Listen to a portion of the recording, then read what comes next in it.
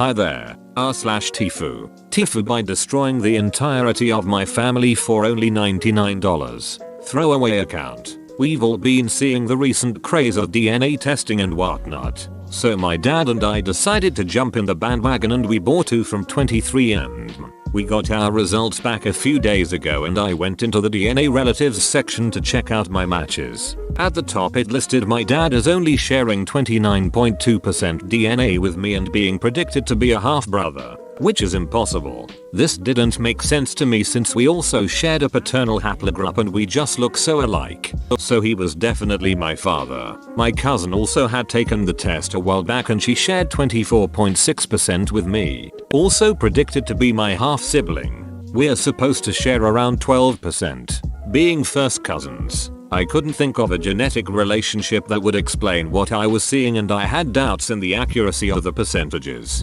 So I made this post on r/23andMe asking for help.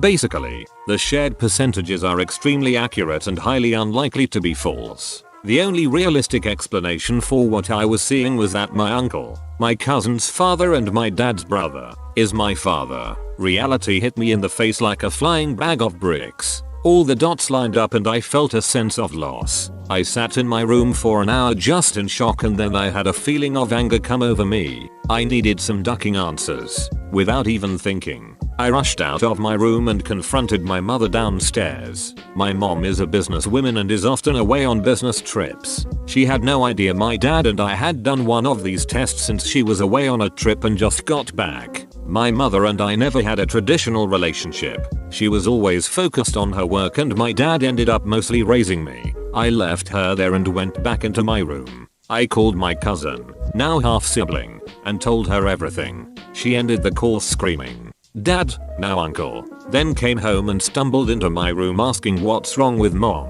I told him everything too. He didn't say anything after calming down. He left the room and I locked the door. For the next few hours, I heard my entire family fall apart outside my door. My parents got into a heated argument and my grandparents rushed over to see what was going on. My aunt-in-law and David showed up shortly later and I'm pretty sure I heard my dad and David get into some physical fight. Utter chaos. I feel like ducking shit. It's not my fault but I can't help feeling that this is all because of me. If I had spent my ducking birthday money on something else, none of this would have happened. But another part of me is glad to know the truth. I'm too scared to go outside. I don't even know what the outcome was. The only noise I hear in the house now is the occasional sobbing coming from my mother. And I sure my dad is out of the house. Duck my life. TLDR. Mom and uncle, both having spouses of their own, ducked, made me, and proceed to not tell anyone.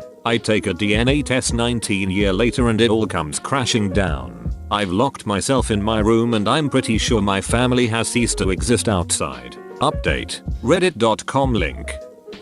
TIFU update by destroying the entirety of my family for only $99. Precursor to the whole event. Reddit.com link. Original post. Reddit.com link. Thanks for the support guys. Means a lot. Back to where we were. I eventually left my room. Called my dad and he was actually at the hospital with my grandmother. She couldn't handle the situation and had a heart attack right when she went home. I knew my mother was still in the house, but I left her there again, without saying a word and went to the hospital. I got to the hospital, saw my grandmother, she's in stable condition, and then sat down with my dad to talk. First thing we told each other was that this situation didn't change our relationship. He was still my father and I was still his son. I got the confirmation of my dad and David getting into some altercation. Dad told me he ducked him up really hard. My mother had told my dad that she was drunk and David raped her. The only reason she had not told anyone was out of fear of destroying my father's family. Dad then suggested going to the police. She refused and then started to slightly change her story, making my dad doubt her claim. That's when David and everyone else came over.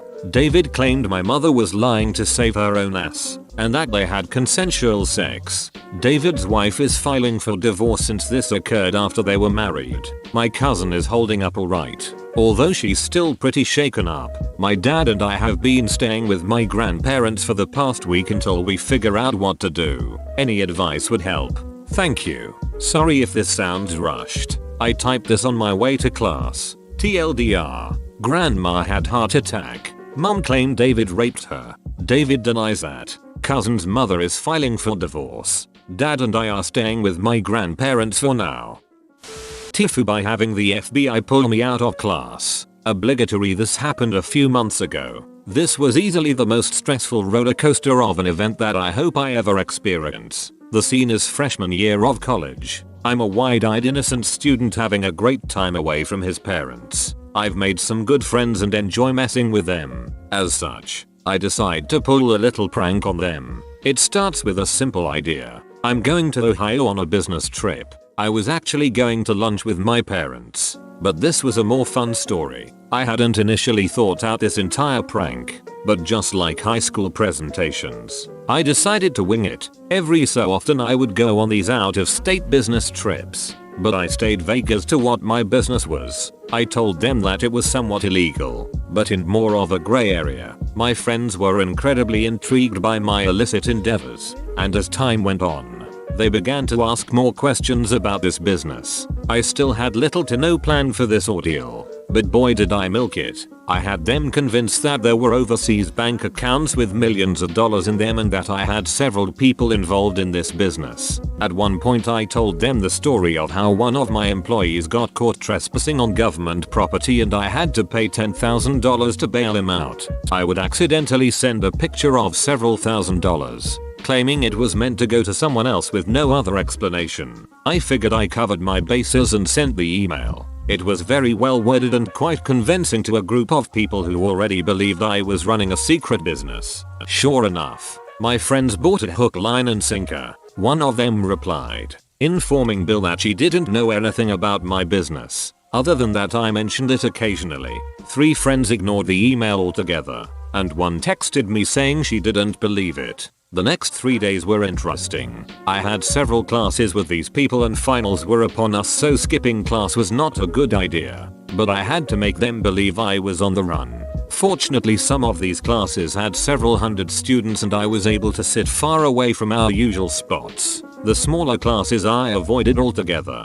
Meals were eaten at odd times, and at one point I had to hide in the shower because a friend was in my dorm. I had no contact with the prankies outside the occasional text. Fast forward to the Thursday I decided would be the day to reveal my shenanigans. I'm walking into class when these 2 men in suits stop me just inside the door. They ask me if I am short tail 359 and upon confirming this they tell me they need to speak with me outside. We walk downstairs to the building's lobby where I am greeted by 2 more men who have guns at their sides. All 4 of them hold up their badges in dramatic fashion and one introduces himself as Agent Michael Scarn with the FBI. Fake name obviously. It was approximately at this point that I peed a little bit as I realized that I was in some trouble. Agent Scarn, do you know why we're here? Short tail 359. No, but I have a pretty good guess. I proceeded to explain the email I sent out along with a brief summary of the genesis of my prank.